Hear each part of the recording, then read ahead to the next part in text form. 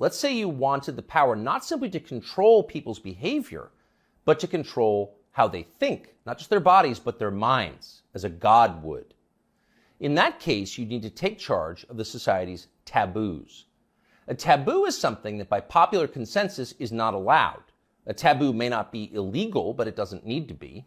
Over time, social prohibitions are more powerful and more enduring than laws. Societies are defined by what they will not permit, as are famously religions. Muslims don't eat pork, neither do Orthodox Jews. Traditional Christians oppose extramarital sex. The Amish avoid electricity, and so on.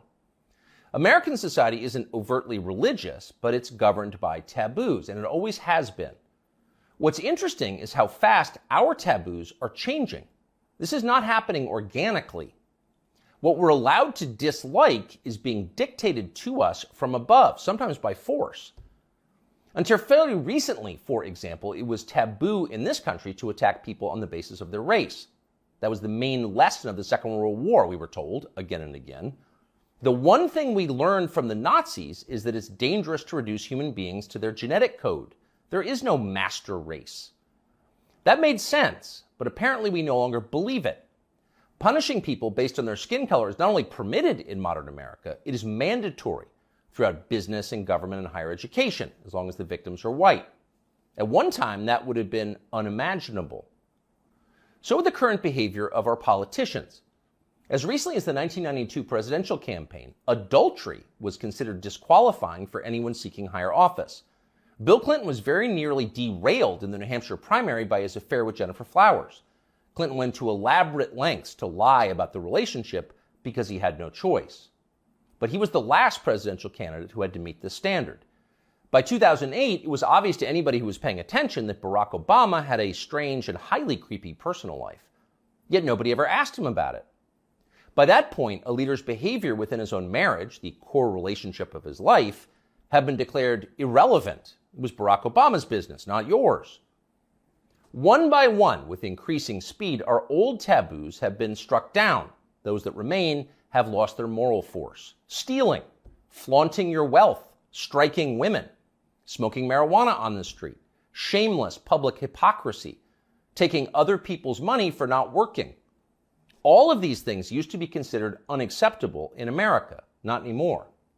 So it probably shouldn't surprise us that the greatest taboo of all is teetering on the edge of acceptability: child molestation. A generation ago, talking to someone else's children about sex was widely considered grounds for a thrashing. Touching them sexually was effectively a death penalty offense. When Jeffrey Dahmer was bludgeoned to death in the bathroom of a Wisconsin prison in 1994, the Milwaukee District Attorney had to caution the public not to turn Dahmer's killer into a folk hero. Jeffrey Dahmer had molested and murdered children. People felt justified in celebrating his death. 25 years later, that standard had changed dramatically in the state of Wisconsin, as in the rest of the country. In the summer of 2020, during the BLM riots in Kenosha, 17-year-old Kyle Rittenhouse defended his life from a convicted child molester called Joseph Rosenbaum. Rosenbaum was trying to kill Rittenhouse, so Rittenhouse shot him in self-defense. But it was Joseph Rosenbaum whom the media cast as the victim of the story. Kyle Rittenhouse, meanwhile, an underage boy fending off violence from a child molester, was denounced as the villain. Ultimately, he was indicted for murder. One of the things that this tells us is the people who run our country no longer see child molesters as the worst among us. It's never been more obvious than it was yesterday when the Wall Street Journal ran a long expose about kiddie porn on Instagram.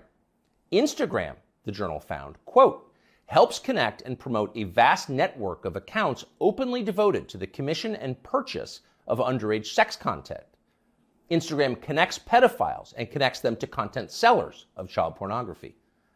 In one instance, the paper discovered that Instagram was recommending the phrase incest toddlers to users who'd expressed interest in similar material. By the way, no one at Instagram denied that any of this had happened, nor did Mark Zuckerberg, who controls the company. The journal story was accurate. It was all pretty shocking, but not as shocking as what happened next, which was effectively nothing at all. The largest circulation newspaper in the United States revealed that one of the world's most influential companies was promoting pedophilia, and nobody in power did anything about it.